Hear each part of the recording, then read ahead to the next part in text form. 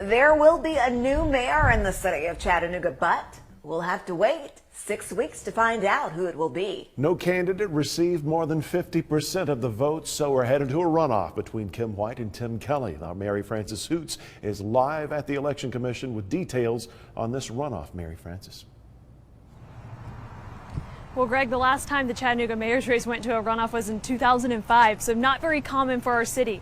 Now, typically speaking, when you're dealing with runoffs, whether it's locally or nationally, the voter turnout's way less. That wasn't the case in 2005. More people showed up to the polls to cast their ballot in the runoff than they did in the general election. So that could be very telling come April 13th this year.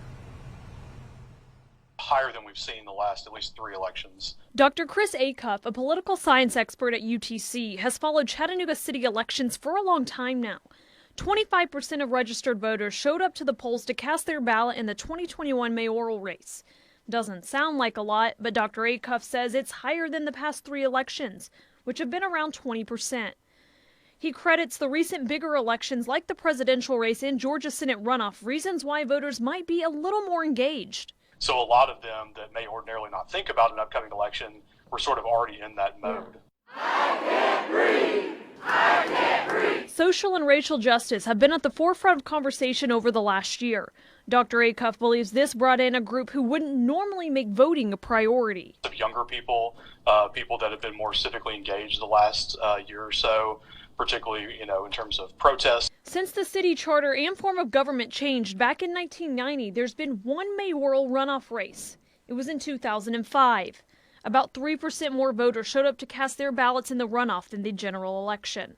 In 2021, 273 votes separated the top 2 candidates, Tim Kelly and Kim White. Less than 1 percentage point separated the top 2. So it's definitely close. He expects both candidates to amp up their campaigns leading up to April 13th. We are seeing people that have had the COVID shot, and people are getting out more. It's going to be an opportunity for us to actually do more face-to-face. In the final weeks of this campaign, we're going to be laser focused on talking to Chattanoogans about our vision and our plan to lead on day one. Now, we've talked to both campaigns today. They didn't have anything specific out in person campaigning, but they went back to the drawing board getting some detailed plans to connect with voters and try and get those undecided voters on their side leading up to that April 13th race. And then here at the Hamilton County Election Commission, they will have an early voting period, but they haven't released those dates yet, but they'll be announced very soon. Live in Chattanooga, Mary Frances Hoots, Channel 3 Eyewitness News.